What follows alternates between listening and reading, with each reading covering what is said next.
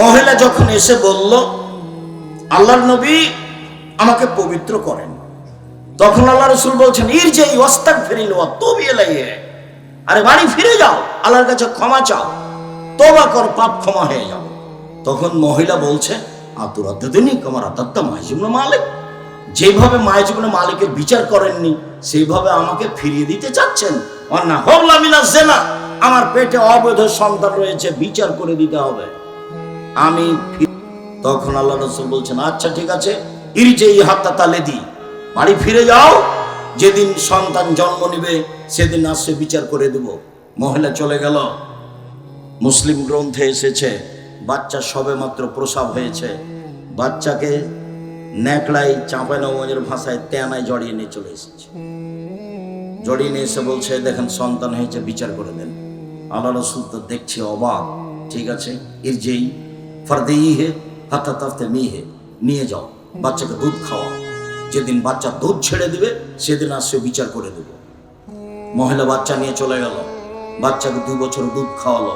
2 বছর পরে বিচারালয়ে উপস্থিত, বাচ্চার হাতে এক টুকরা রুটি রয়েছে, রুটি প্রমাণ করে বাচ্চা খাদ্য খেতে পারে। রাসূল সাল্লাল্লাহু আলাইহি সাল্লাম ছেলেটাকে নিয়ে একজন মুসলমানের হাতে দিলেন, বললেন, যাও তুমি এই ছেলেটাকে লালন পালন করো। সঙ্গী সাথী বললেন, সঙ্গী সাথী এই ধাবু বেহা, এইকে তোমরা মাঠে নিয়ে যাও,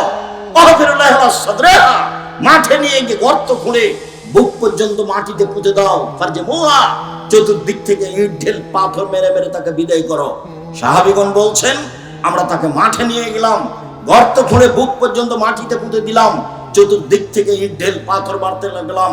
খালিদ বিন ওয়ালিদ বলছেন, একটা পাথর আমি তার মুখের উপরে মারলাম, ফাতালাজ্জাহাত দামু ওয়াজহি খালিদ, পাথরটা মুখে লেগে মুখ ফেটে রক্ত ছিটে খালিদের গায়ে লাগলো। খালিদ তাকে গালি দিয়ে বলছিলেন, ছিছি, একজন জেনাকারিনী মহিলার গায়ের রক্ত আমার গায়ে লাগলো, এমনটা হবে গালি? তখন রাসূল সাল্লাল্লাহু আলাইহি ওয়াসাল্লাম বলেন, মানে না খালিদ, খালিদ তুমি গালি দিও না, থামো, লাকাত তাবাত লাউ তাওবা সাহিবু মাকসিন লা গফিরা লাহু। এই মহিলা এত তওবা করেছে, এই মহিলা আল্লাহর কাছে এত ক্ষমা ভিক্ষে চেয়েছে, এইরকম ক্ষমা যদি বড় থেকে বড় পাপী চায় তবু তার পাপ ক্ষমা করা হবে। খালিদ, একে গালি দিও না। এর তোবা যদি মদিনের লোককে ভাগ করে দেওয়া হয় সবার পাপ ক্ষমা হয়ে যাবে। খালিদ, একে গালি দিও না। আল্লাহ রাসূল তাকে গালি দিতে নিষেধ করলেন, আর তার পাপ ক্ষমা হয়ে গেছে ঘোষণা করলেন, নিজে জানাজা করলেন, কাফন দাফন করলেন, মানে একেবারে মহিলা এখন নিষ্পাপ। এরপরেও পৃথিবীর সবচেয়ে বড় মানুষ তার শাস্তি মাফ করতে পারলেন না। মুহাম্মদ সাল্লাল্লাহু আলাইহি সাল্লাম নিজেই জিম্মি, তার শরীয়তের কাছে তিনি নিজেই জিম্মি। যদি আমি বুঝাতে না পারি আমার ব্যর্থতা। পৃথিবীর সবচেয়ে বড় মানুষ তাকে রক্ষা করতে পারলেন না, অথচ তিনি জানলেন যে তার পাপ ক্ষমা হয়ে গেছে, দিনের মতো জানলেন যে তার পাপ ক্ষমা হয়ে গেছে, কিন্তু তাকে বাঁচানোর কোনো পথ ঘাট বের করতে পারলেন না। বরং তিনি আফসোস করেছেন যে ওইখানে যদি না আসতো তাহলে তার বিচার হতো না, বেঁচে যেত। মাইজ ইবনে মালিকের ব্যাপারে তাই বলেছেন, বলছিলাম সম্মানিত দিনী ভাই বোন, জেনা মহাপাপ, বিবাহ করার পরে জেনা মহাপাপ। যদি তো রাস্তাঘাটে এখন জেনা স্বাভাবিক ব্যাপার, আল্লাহ রাসূল বলছেন, তাহারাজুনা তাহারাজাল হিমারে, গাধা যেমন গাধীর সাথে মিলে লজ্জা জানে না, ষাঁড় যেমন গাভীর সাথে মিলে লজ্জা বুঝে না, মানুষটা এখন খোলা মাঠে জেনা করবে, লজ্জা বুঝবে না, যেটা আপনি দিনরাত দেখতে পাচ্ছেন। রাসূল সাল্লাল্লাহু আলাইহি সাল্লাম বলেন, আমার উম্মত কয়েকটা জিনিসকে হালাল মনে করবে, তার একটা হলো জেনা।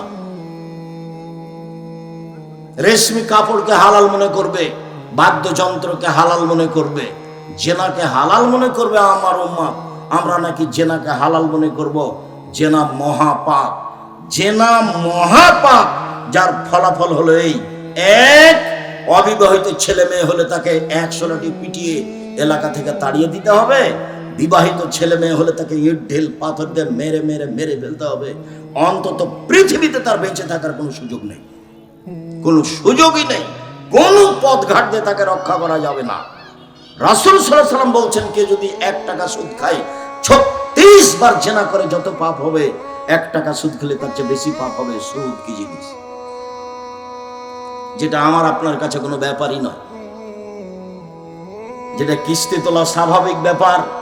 ব্যাংকে লোন নিয়ে ম্যানেজার সাহেব বাড়ি করেছেন 10 তলা, স্ত্রী ছেলে মেয়ে লিফটে উঠে আর নামে, 350 টাকা তার আইসক্রিম খায়, দিন কাটাচ্ছে খুব খুশিতে। ও কি জানে যে তার জানাজা হবে না? ওর জানাজাই হবে না। যার ঋণ আছে তার জানাজাই হবে না, জানাজাই বাতিল। রাসূল সাল্লাল্লাহু আলাইহি সাল্লাম তার জীবনে প্রত্যেক দিন প্রত্যেক সালাতের শেষে সালাম ফেরার পূর্বে একটা দোয়া পড়তেন। আমাদের চাঁপাইনবাবগঞ্জের লোকেরা প্রায় সেই দোয়াটা জানে, আল্লাহুম্মা ইন্নী আউযু বিকা মিন আযাবি জাহান্নাম ওয়া আউযু বিকা মিন আযাবিল কবর। শেষে আছে আল্লাহুম্মা ইন্নী আউযু বিকা মিনাল মাসামি ওয়াল মাগরাম। তোমার কাছে বাঁচতে চাই বড় পাপ হতে, তোমার কাছে বাঁচতে চাই ঋণ কর্য হতে, তোমার কাছে বাঁচতে চাই বড় পাপ হতে, তোমার কাছে বাঁচতে চাই ঋণ কর্য হতে। আমি ভিক্ষা করে খেতে বলিনি, ওটা আমার মূলত কথা নয়। আমি কষ্টে বলেছি তোমরা বাপ বেটা ভিক্ষা করে খাও। গ্রামে যদি ভিক্ষা না দেয় তাহলে চাঁপাইনবাবগঞ্জ ট্রেন স্টেশনে যাওয়া, গাড়ি গাড়ি ভিক্ষা যাবা। কোন সময়তে বলেছি?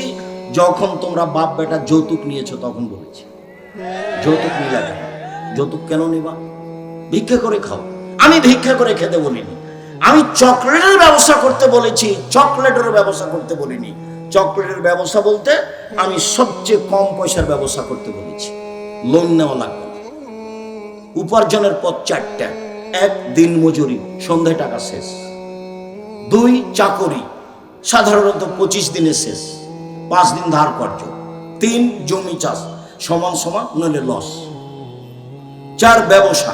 তখন আল্লাহ রাসূল বলছেন আত-তাজির আস-সাদুক আল-আমিন মা সিদ্দিক ও শুহাদাল আম্বিয়া। বিচারের মাঠে বিশ্বস্ত ব্যবসায়ীরা নবীদের সাথে থাকবেন। আবার কেমন কাজ? নবীদের সাথে তো থাকা খুব কঠিন।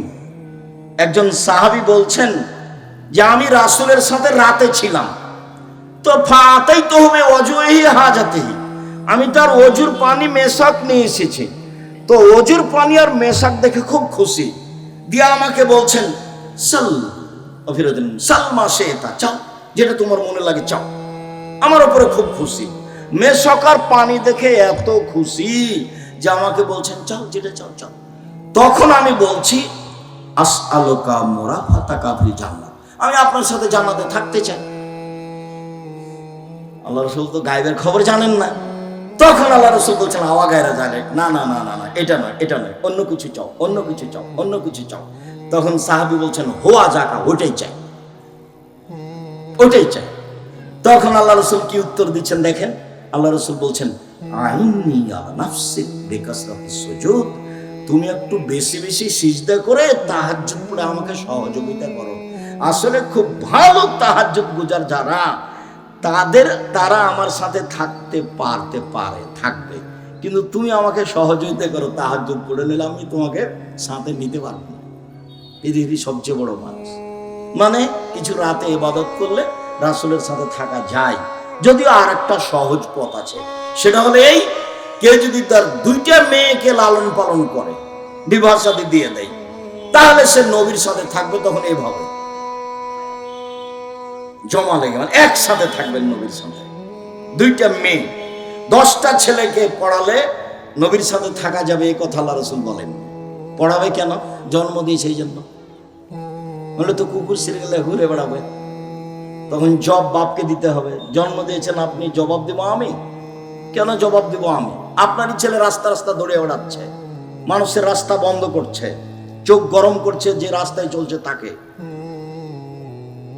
ক্ষমতা দেখাচ্ছে, দলীয় দাপটে মানুষের কাজ বন্ধ করছে, মানুষকে জেল হাজতে দিচ্ছে। ছেলে তো আপনার, জবাব আপনি দিন। মানুষকে অপমান করছে, মানুষকে খাটো করছে, জন্ম দিয়েছেন আপনি, জবাব দেব আমি? কে বলেছে? রাজুল রাইন ফিআহলি বাইতিহি, বাড়ির মালিকই দায়িত্বশীল, বাপই দায়িত্বশীল। তাকে ছেলে মেয়ে সম্পর্কে অক্ষর অক্ষরে জবাব দিতে হবে। টিকতে না পারলে তাকে জাহান্নামে যেতে হবে। তাহাজ্জুদ পড়েও হবে না, হজ করেও হবে না। অক্ষর অক্ষরে ছেলে মেয়ের জবাব দিতে হবে। আল্লাহ নবী বললেন 2জন মেয়ের লালন পালন করলে নবীর সাথে থাকতে পাবে। তো লালন পালন কি? লালন পালন কি বাপে বুঝে? আল্লাহ রাসূল বলছেন লালন পালন 1 ফাআল্লামাহা, তাকে বিদ্যা শিখিয়ে দিল। ফাহসানা তালিমাহা, সুন্দর বিদ্যা শিখিয়ে দিল। 2, শিষ্টাচার শিখিয়ে দিল, সুন্দর শিষ্টাচার শিখিয়ে দিল। আহসানা ইলাইহিন্না, তার সাথে ভালো আচরণ করলো। এই বাপ মেয়েকে লালন পালন করেছে, এখন নবীর সাথে এভাবে থাকবে। তো মেয়েকে বিদ্যা শিখিয়ে দিয়েছে, ভালো বিদ্যা শিখিয়ে দিয়েছে। কিভাবে ভালো বিদ্যা শিখালো? শিষ্টাচার শিখিয়ে দিয়েছে, ভালো শিষ্টাচার শিখিয়ে দিয়েছে। নখ বড় আছে, নখে নেল পালিশ আছে, তখনও কি ভালো শিষ্টাচার? ভুরু তুলে চিকন করা আছে, তখনও কি ভালো শিষ্টাচার? দাঁত ছিলে ফাঁকা করা আছে, তখনও কি ভালো শিষ্টাচার? পরচুলা মাথায় দিয়ে খোপা বেঁধেছে, তখনও কি ভালো শিষ্টাচার? অবাক হতে হয়। ভালো শিষ্টাচার, শিষ্টাচার কাকে বলে না তার মা জানে, তার বাপ জানে। শিষ্টাচার কাকে বলে না তার বাবা জানে, তার মা জানে। কে বলেছে ও শিষ্টাচার জানে? বল হিসাব। জাবের রাদিয়াল্লাহু তাআলা আনহু বলছেন, যুদ্ধ থেকে আসছিলাম, আল্লাহ রাসূল বলেন, এই থামো, সকালে যাব বাড়ি। আমি জাবের বললাম, আল্লাহর নবী, আমি নতুন বিবাহ করেছি, বাড়ি যেতে অনুমতি দেন। তখন আল্লাহ রাসূল বললেন, কুমারী মেয়ে বিবাহ করেছ না তালাক প্রাপ্তা মেয়ে বিবাহ করেছ? তখন জাবের রাদিয়াল্লাহু তাআলা বললেন, তালাক প্রাপ্তা মেয়ে বিবাহ করেছি। আরে তুমি কুমারী মেয়ে কেন বিবাহ করলে না? তুমি তার সাথে খেলতে, ও তোমার সাথে খেলতো। যাক, আল্লাহ রাসূল যা বললেন বললেন। এবার জাবের রাদিয়াল্লাহু তাআলা বলছেন, আল্লাহ নবী শোনেন, আমার আব্বা উহুদের যুদ্ধে শহীদ হয়েছেন 9 জন মেয়ে রেখে। আমার 9 জন বোন আছে। আমার আব্বা উহুদের যুদ্ধে শহীদ হয়েছেন 9 জন মেয়ে রেখে।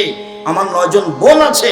আকরাহুনা তাযাওয়াজা মিসলাহুন্না, তাদের মতো বয়সের মেয়ে আমি বিবাহ করা পছন্দ করিনি 4টা কারণে। আমার বোনদের বয়সের মেয়েকে আমি বিবাহ করা পছন্দ করিনি 4টা কারণে।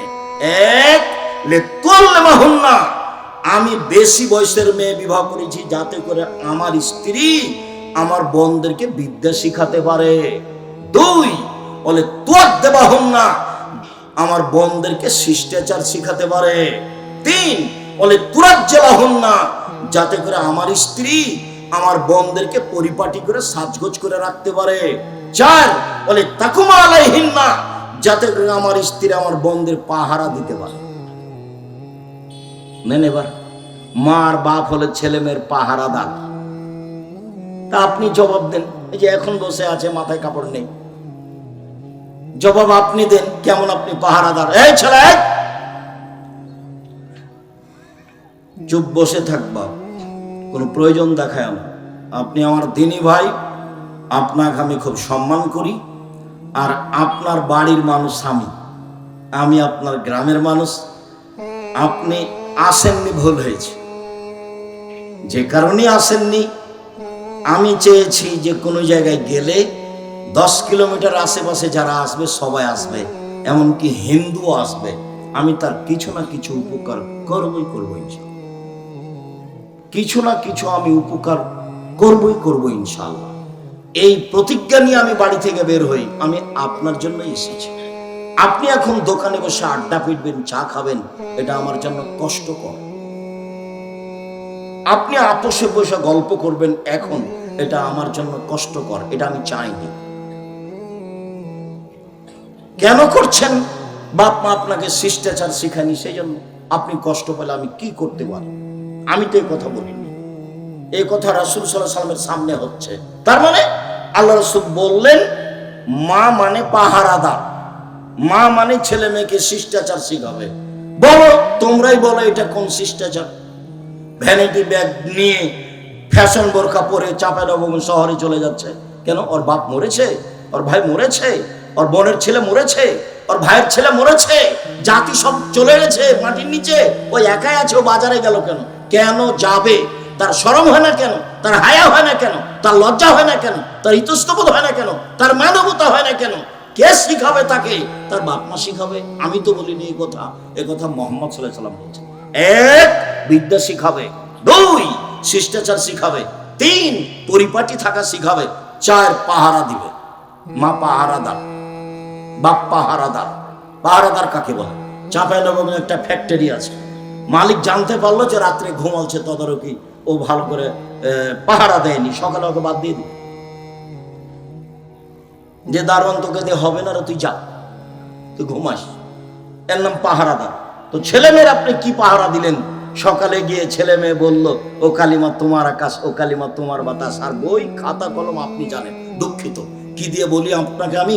রাসূল সাল্লাল্লাহু আলাইহি ওয়াসাল্লাম বলছেন, পৃথিবীর মানুষ শুনে রেখো, আমার উম্মত ইহুদি খ্রিস্টানদের সাথে মিশে যাবে, ডান হাতের বিঘত যেমন বাম হাতের সমান। আমার উম্মত ইহুদি খ্রিস্টানদের সাথে মিশে যাবে, হুবাহু চাল চলনে, কথাবার্তায়, খাতা কলমে, অফিস আদালতে, কোর্টে কাচারিতে, পোশাকে আশাকে, উঠাতে বসাতে মিশে যাবে। ডান হাতের বিঘত যেমন বাম হাতের সমান, ডান হাতের বাহু যেমন বাম হাতের সমান, ডান পায়ের জুতা যেমন বাম পায়ের সমান, এইভাবে মিশে যাবে। যেতে যেতে এবার নিচের দিকে নামতে লাগলেন, বলছেন শোনো, ইহুদি খ্রিস্টান যদি মায়ের সাথে জেনা করে তো আমার উম্মত মিল দিতে গিয়ে মায়ের সাথে জেনা করে। রাসূলের মুখের ভাষা, আমি তো বলিনি এই কথা, তো রাসূলের মুখের ভাষা। সম্মানিত দিনী ভাই বোন, ছেলেমেয়ের জিম্মেদার আপনি, প্রস্তুতি আপনি নেন। সম্মানিত দিনী ভাই বোন, যেসব পাপের কারণে মানুষের সরাসরি জাহান্নাম ঘোষণা হয়েছে, তার একটি বড় পাপ হলো সুদ। যেসব পাপের কারণে মানুষের পরকাল ধ্বংস হবে, রাসূল সাল্লাল্লাহু আলাইহি সাল্লাম ঘোষণা দিয়েছেন, তার একটি বড় পাপ হচ্ছে সুদ।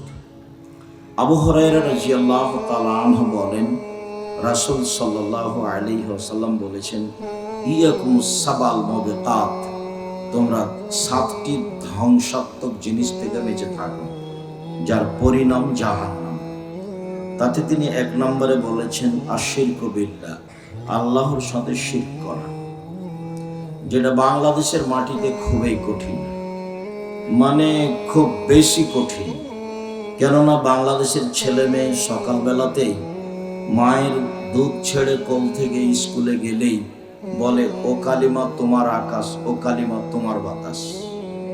তো আকাশ আর বাতাস তো আর কালিমার নয়। ঠাকুর বলেছে বাংলাদেশের সাধারণ জনগণ শিক্ষা অর্জন না করেই ছেলে মেয়েকে ঘুম থেকে উঠিয়ে শিরক করিয়ে নিচ্ছে।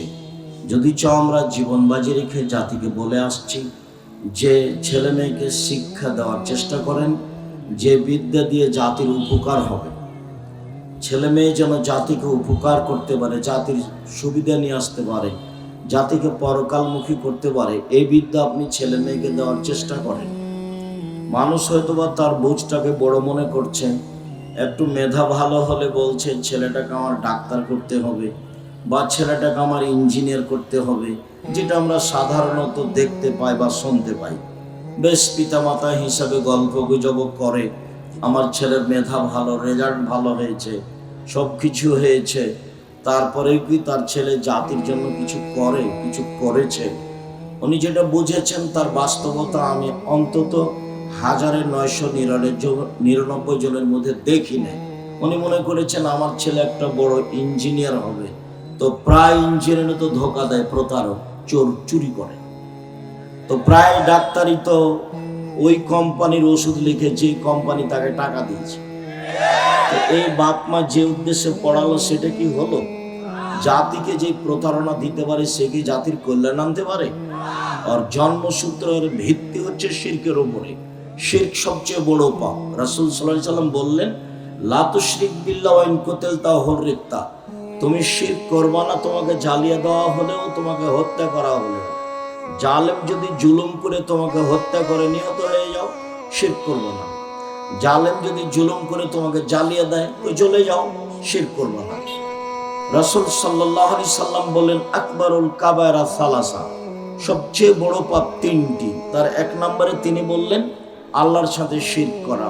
পাপের জগতে সিরিয়ালে 1 নম্বর পাপ আছে শিরক করা।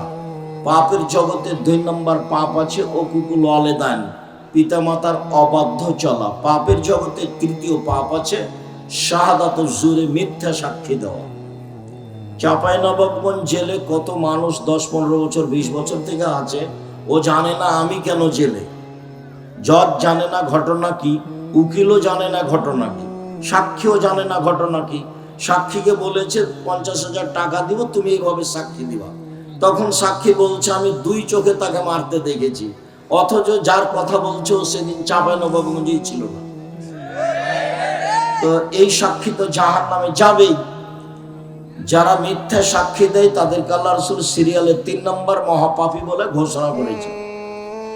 এখানে একটা কথা উল্লেখ থাকছে যে রাসূল সাল্লাল্লাহু আলাইহি সাল্লাম বলেছেন কিয়ামতের লক্ষণ, লা ইয়াদরিল কাতিল ফিমা কাতালা আলাল মাকতুলু ফিমা কুতিলা। হত্যাকারী বুঝবে না কেন আমি মারছি, নিহত ব্যক্তি বুঝবে না কেন আমি মরলাম। যে মারবে তাকে কেউ টাকা দিয়েছে, বলেছে অমুককে মেরে আসো, তখন ও ভাববে ব্যাপারটা কি, এ আমাকে মারছে কেন, একে আমি চিনি না, ও তো টাকার কারণে মারছে। আল্লাহ রাসূল এই কথাই বলছেন। ঠিক যে সাক্ষী দিচ্ছে সে তো জানে না ঘটনা কি, যে উকিল সেও তো জানে না ঘটনা কি, যে জজ সেও তো জানে না ঘটনা কি। সবটাই অন্ধকারের উপরে। লোকটা 20 বছর থেকে জেলে আছে, আহাল পরিবার ছেড়ে, তার নাম মিথ্যা সাক্ষী। বলছিলাম রাসূল সাল্লাল্লাহু আলাইহি সাল্লাম বলেন যে 7 শ্রেণীর মানুষ জাহান্নামে যাবে। তার 1 শ্রেণীর মানুষ হচ্ছে আল্লাহর সাথে শিরক করে যে, 1 শ্রেণীর মানুষ হচ্ছে মানুষকে হত্যা করে যে, 1 শ্রেণীর মানুষ হচ্ছে সুদ খায় যে। পাপের জগতে মহাপাপ হলো সুদ খাওয়া। পাপের জগতে যত পাপ আছে পৃথিবীতে, সুদের পাপের যে ভাষা আল্লাহর নবী উল্লেখ করেছেন, পাপের জগতে এই ভাষা আর কোনো পাপের জন্য বলেননি।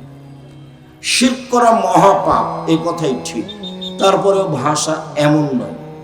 বাপ মায়ের অবাধ্য চলা মহাপাপ, এই কথাই ঠিক, তারপরে ভাষা এমন নয়। মিথ্যা সাক্ষী দেওয়া মহাপাপ, তারপরে ভাষা এমন নয়। মানুষকে হত্যা করা মহাপাপ, তারপরে ভাষা এমন নয়। জেনা মহাপাপ, তারপরে ভাষা এমন নয়। আব্দুর রহিম সাহেব ভাষাটা আগে বলেন, তাহলে তো কথা বুঝবো। হ্যাঁ ঠিক বলেছেন, ভাষায় আগে বলি তাহলে বুঝবো। ঠিক। আব্দুল্লাহ ইবনে হানজালা গাসিল মালাইকা বলেন যে রাসূল সাল্লাল্লাহু আলাইহি সাল্লাম বলেছেন মা ইয়াকুলু দিরহাম রিবা ওয়া ইয়ালাম আসাদ্দু মিন সিত্তাতি ওয়া সালাসিনা জিনিয়া। কেউ যদি জেনে শুনে 1 টাকা সুদ খায়, তাহলে 36 বার জেনা করে যত পাপ হবে, 1 টাকা সুদ খেলে তার চেয়ে বেশি পাপ হবে। আলেম ওলামাকে জিজ্ঞাসা করেন, এখন থেকে আমার হায়াত পর্যন্ত সময় থাকলো, কোন আলেম ওলামা যদি বলতে পারে যে কোন পাপের এরকম ভাষা আছে, পাপের জগতে এরকম কোন পাপ নাই যার ভাষা এইরূপ। আর একটা বলে কথাটা আরো স্পষ্ট করি, এই ছেলে, ওই যে সামনে যারা দৌড়াদৌড়ি করছে, গল্প করছে, তোমরা যারা কি করছো, যারা এই যে এখনই দাওয়া শেষ করলে যাও দেখো মানুষ দাঁড়িয়ে আছে কেন, মহিলাদের ওখানে গল্প করছে নাকি দেখো। আর এই বাম পাশে যারা রাস্তায় দাঁড়িয়ে আছেন কেন, সামনে কি জায়গা নেই? আপনি কি বুঝাতে চাচ্ছেন? দাঁড়িয়ে আছেন কেন? আপনি কি মনে করছেন আমি বুদ্ধিমান? আমি তো মনে করিনি। আল্লাহ রাসূল কথা বললে সাহাবীকে বসতে বলতেন। কুল্লু মুসাল্লি আলজামা মাকানাহু, এক লম্বা হাদিসে বলছেন শোনো তোমরা বসো, তোমাদের সাথে আমার কিছু কথা আছে। বসতে বলে বললেন হালতাদরুনা লিমা জামাতুকুম, আমি তোমাদের কেন বসতে বলেছি তা কি বলতে পারো? তো সাহাবীগণ বললেন তা তো আমরা বলতে পারি না, কেন যে আপনি বসতে বললেন? আল্লাহ রাসূল বলছেন যে মা জামাতুকুম লিরাহবাতিন ওয়া রাহাবাতিন, আমি তোমাদেরকে বসতে বলিনি জাহান্নামের ভয় দেখাবো এই জন্য, আর জান্নাতের প্রতি আগ্রহী করব এজন্য বসতে বলিনি। আমি আসলে বসতে বলেছি আল্লাহ তামিমা দারি কানা রাজুলান নাসরানিয়ান ফাজাও আসলামা ওয়া হাদাসানি হাদিসান কুনতু উহাদ্দিসুকুম আন মাসিহিদ দাজ্জাল। তামিম দারি একটা খ্রিস্টান মানুষ এসেছে, ইসলাম গ্রহণ করেছে, ও দাজ্জালের কাহিনী বলছে, যে কাহিনী আমি তোমাদের সামনে বলি। ও বলছে যে রাকাবনা ফি সাফিনাতিন বাহরিয়াতিন মা সালাসিনা রাজুলান মিন লাকমা জুজাম, আমরা লাখম এবং জোজামের বংশের 70 জন মানুষ স্টিমারে উঠেছিলাম। এক মাস যাবৎ স্টিমার আমাদেরকে নিয়ে খেললো। কোন দিকে যে নৌকা গেল তা আমরা বুঝতে পারলাম না। ঝড় বৃষ্টি অন্ধকার। এক মাস পরে সন্ধ্যার সময় এই স্টিমার এক নদীর কিনারায় গিয়ে লাগলো। ফারাকেবনা ফি আকরাবিস সাফিনা, তখন আমরা ছোট ছোট নৌকায় উঠে বসলাম, এক প্রান্তে যাব সেই জন্য। ফালাকিয়াতনা দাবাতুন আহলাম কাসিরাসা, হঠাৎ একটা প্রাণীর সাথে আমাদের দেখা। তার গায়ে এত লোম, তার গায়ে এত লোম, লোমের কারণে বোঝা যায় না তার কোথায় আছে মুখ আর কোথায় আছে পিছন। এত গায়ে লোম, লোমের কারণে বোঝা যায় না কোথায় আছে মুখ আর কোথায় আছে পিছন। আমরা বললাম, মানান্তি তুমি কে? তখনও বলছে আনাল জাসাসা, আমি হচ্ছে সিআইডি। তো আমরা ভয় পেয়ে গেলাম, এ শয়তান নাকি। তারপরে আমাদেরকে বলছে ফারফয়লা জাজিরাতিন ফারফয়লা গুরফাতিন ফিরা চলুন ইস্তাকু ইলাইকুম, তোমরা যাও ওই যে ঘরে, ওখানে একটা লোক আছে যে তোমাদেরকে দেখার জন্য ব্যস্ত হয়ে গেছে। আমরা দৌড়িয়ে সেই ঘরে গেলাম।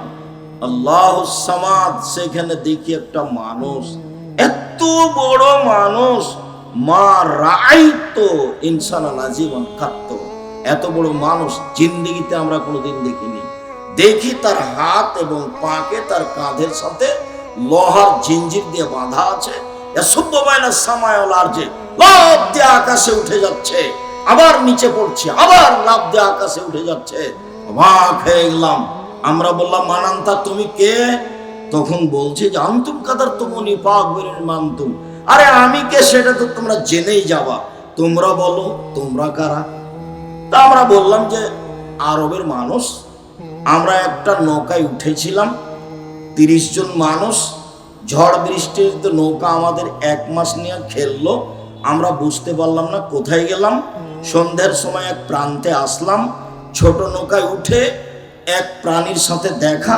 তার গায়ে খুব লোম, মুখ বোঝা যায় না কোথায়, পিছন বোঝা যায় না কোথায়। আমরা জিজ্ঞাসা করলাম তুমি কে? বললো যে আমি গোয়েন্দা, সিআইডি।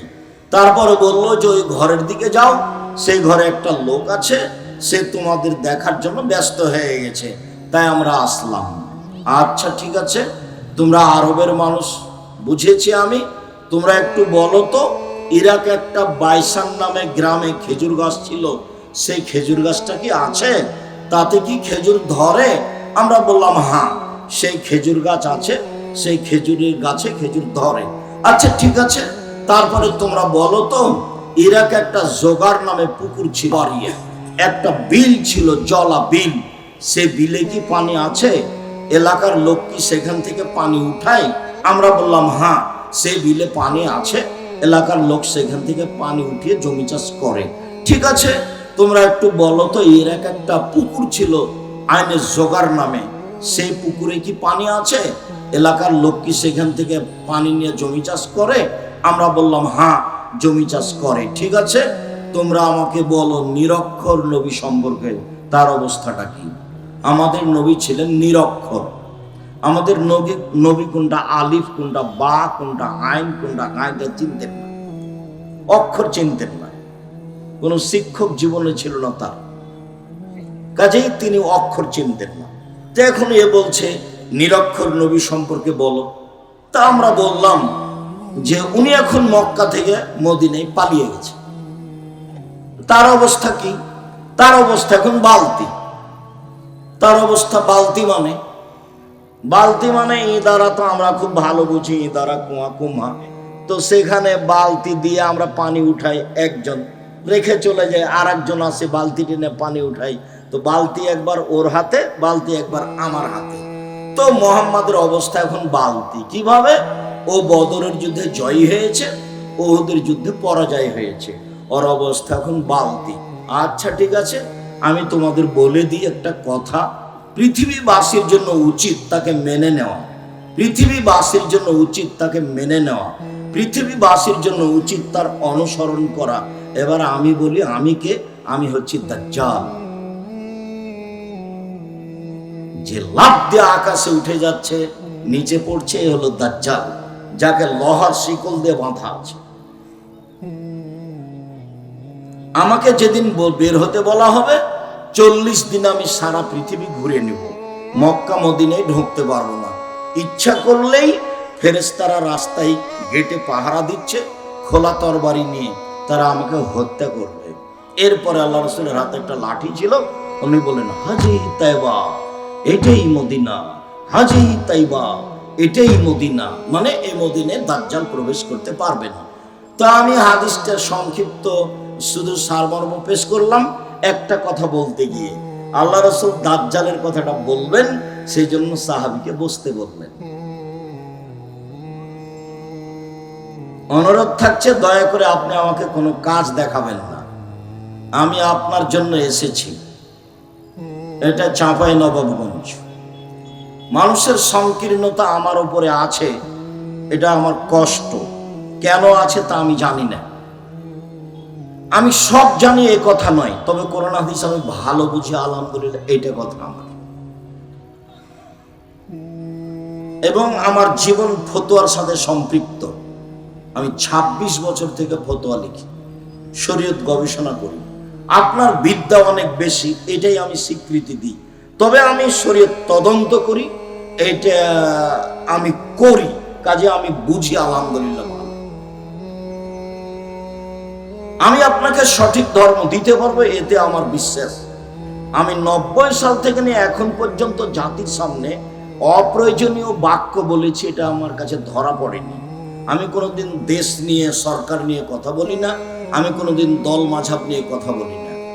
আমি বলেছি জাতিকে, জাতির যদি রাস্তাঘাট করে দিতে না পারি, জাতির যদি স্কুল কলেজ করে দিতে না পারি, জাতিকে চূড়ান্ত সঠিক ধর্ম দিতে পারবো ইনশাআল্লাহ। ধর্মের ব্যাপারে জাতিকে ফাঁকি দিয়ে পরকাল হারাতে রাজি নই। এ নিয়ে বিনিয়ে কথা বলতে আমি রাজি নই। আপনাকে ধর্মের নামে ফাঁকি দিয়ে এই করলে, এই বললে, এই করলে এই হবে, এই করলে এই হবে, এরকম আমি বলতে রাজি নই। আমাদের দেবীনগরের এক মাওলানা, এক লোক আমাদের সম্পর্কে ভাই হয়, আমাকে বলছে যে রাত্রে তাফসির শুনতে গেছিলাম সুলতানগঞ্জ গোদাগাড়ি, সে যে তাফসির করলো, কি যে তাফসির করলো, জীবনে এরকম তাফসির শুনিনি। তা আমি বললাম ভাইজান কি তাফসির করলো, তোরা ওগুলো জানিস না? আচ্ছা ঠিক আছে, জানি না একটু বলেন না কি তাফসির করলো। আরে তোরা ওই তাফসিরই জানিস না, কি বলবো বলেন না। তো চাপাচাপিতে বললো যে শোন তাফসির করলো যেটা জিন্দেগিতে শুনিসনি। কি তাফসির? যে আদম আলাইহিস সালাম ঘুম থেকে উঠে দেখছেন একজন সুন্দরী নারী পাশে। তো এবার আদম আলাইহিস সালাম যেহেতু মানুষ, হাত বাড়াচ্ছেন সুন্দরী মহিলার দিকে, তখন ফেরেশতা বলছেন থামেন। তো আদম আলাইহিস সালাম বলছেন কেন? তো ফেরেশতা বলছেন মোহর দিতে হবে। দেখুন আদম আলাইহিস সালাম বলছেন মোহর আবার কি? তখন ফেরেশতা বলছেন মুহাম্মদ সাল্লাল্লাহু আলাইহি সাল্লামের উপরে 1000 বার দরুদ পড়ে দিতে হবে। তা আমি বললাম ভাইজান মুফাসসিরকে 160 লাঠি পিটাতে হবে। আমি আব্দুর রাজ্জাক বলছি, আমার মরা পর্যন্ত সময় থাকবে এবং কিয়ামত পর্যন্ত এই তাফসীর সত্যায়ন করা যাবে না। কেন? পৃথিবীতে সবচেয়ে বড় শিক্ষিত মানুষ আদম আলাইহিস সালাম। আদম আলাইহিস সালামের মতো পৃথিবীতে শিক্ষিত মানুষকে জন্ম নেবে না। নিবে কি করে? আল্লাহ তো তাকে সবকিছু শিখিয়ে দিয়েছেন, দিয়ে বলছেন যে বলো এটা কি। ফেরেশতাকে বলছে বলো তো এটা কি। ফেরেশতা বলছে এটা তো আমি জানি না। বলছে আদম বলো, বলে এটা বোতল। না আগে জানিয়ে দেওয়া হয়েছে। এখন ফেরেশতার সামনে বলছে বলো তো ফেরেশতা এটা কি, বলে এটা তো জানি না। তো বলছে আদম তুমি বলো, বলে এটা ডিম। তো আদমকে তো আল্লাহ সবকিছু শিখিয়ে দিয়েছেন, ওটা কোরআন মাজিদের আয়াত। এখন যিনি পৃথিবীতে সবচেয়ে বড় শিক্ষিত মানুষ, যাকে আল্লাহ সবকিছু শিখিয়ে দিলেন, তিনি এইটুকু শিখলেন না যে বউ কিভাবে হালাল করতে হবে। ধর্ম কি পাগল হয়ে গেছে? धर्म की राजशाही चांपाइनबाबगंज हवाई लड्डू दोनों हाथ में लड्डू हो जाए, चाहे उसको छोड़ दे चाहे उसको खा ले। হিসাব ওকে 160 লাঠি পিটাতে হবে, এটাই চূড়ান্ত। আমি আব্দুর রাজ্জাক জিম্মেদার। জাতির যদি রাস্তাঘাট করে দিতে না পারি, জাতির যদি স্কুল কলেজ করে দিতে না পারি, জাতিকে চূড়ান্ত সঠিক ধর্ম দিতে পারবো ইনশাআল্লাহ। ধর্মের ব্যাপারে জাতিকে ফাঁকি দিয়ে পরকাল হারাতে রাজি নই। বিকৃত ধর্ম জাতির কাছে পেশ করতে রাজি নই। এটা চাঁপাইনবাবগঞ্জ জন্মভূমি জেলা। এই চাঁপাইনবাবগঞ্জ জেলার ঘরে ঘরে যাওয়ার আমার অধিকার আছে। যারা অধিকার খর্ব করার চেষ্টা করছে তাদের বিচার হবে, আজ হোক আর কাল হোক। কে সে? কেন সে খর্ব করবে? কে সে? কি ক্ষমতা রাখে? কত বিদ্যা রাখে? কেন খর্ব করবে অধিকার? এটা আমার জন্মভূমি। চাঁপাইনবাবগঞ্জ জেলাতে আমি জন্মগ্রহণ করেছি। চাঁপাইনবাবগঞ্জের মুসলমানের তো ভাই ভাই, যারা হিন্দু আছে আমি তার পাশে বসে তাকে ধর্ম বুঝাতে প্রস্তুত, নিয়ম নীতি বুঝাতে প্রস্তুত। সম্মানিত দিনী ভাই বোন, বলছিলাম সত্য সত্যই।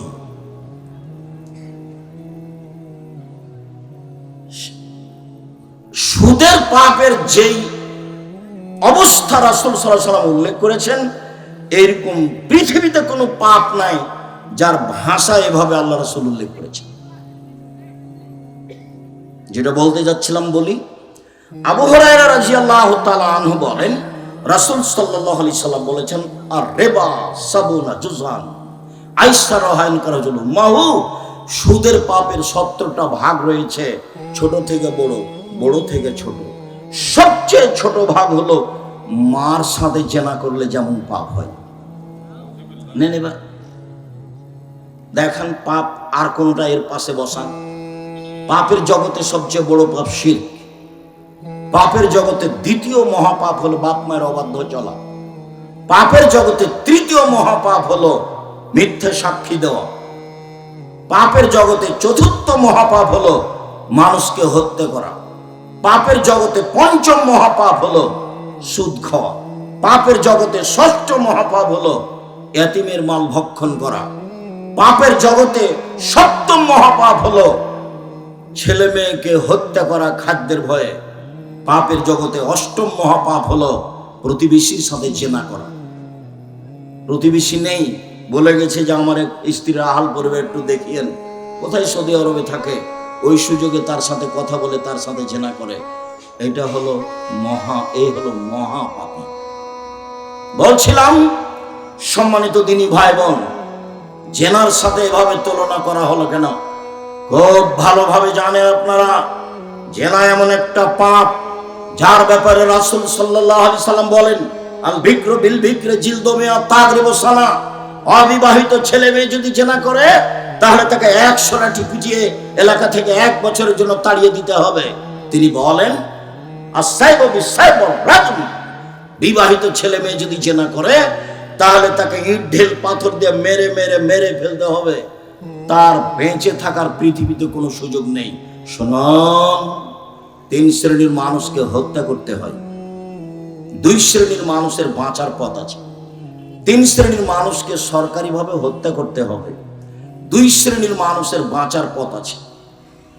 3 শ্রেণীর এক শ্রেণীর মানুষ হলো, বলল যে কোরআন মাজিদ আমি মানি না, তাহলে সে মুরতাদ, তাকে হত্যা করতে হবে। ফাঁসির মঞ্চে নিয়ে যাওয়া হয়েছে, ফাঁস গলায়ও দেওয়া হয়েছে। ও বলছে থামেন থামেন থামেন, আমি কথা ফিরিয়ে নিলাম, কোরআন মাজিদ আল্লাহর বিধান কেতাব আমি মেনে নিলাম, আমি আমার কথা ফিরিয়ে নিলাম, তার ফাঁসি হবে না। অথচ অপরাধ ছিল তাকে হত্যা করতে হবে। 2 কেসাস, আপনি আমাকে হত্যা করেছেন, আমার বাপ মা আপনাকে হত্যা করে নেবে, তার নাম কেসাস। আপনাকে ফাঁসির মঞ্চে নিয়ে যাওয়া হয়েছে, এখন আমার বাপ মা বলছে না না না না ঠিক আছে আমরা মাফ করে দিলাম, আরো মাফ করে দিলাম, আমরা কেসাস নিব না, আপনাকে ফাঁসির মঞ্চ থেকে নামিয়ে নিতে হবে, এটাই বিধান। 3, বিবাহ করার পরে জেনা। বিবাহ করার পরে যদি কেউ জেনা করে তাহলে পৃথিবীতে তার বেঁচে থাকার কোনো সুযোগ নেই। ক্ষমা আল্লাহর হাতে, ক্ষমা চাইলে ক্ষমা হতে পারে, সেটা ভিন্ন কথা।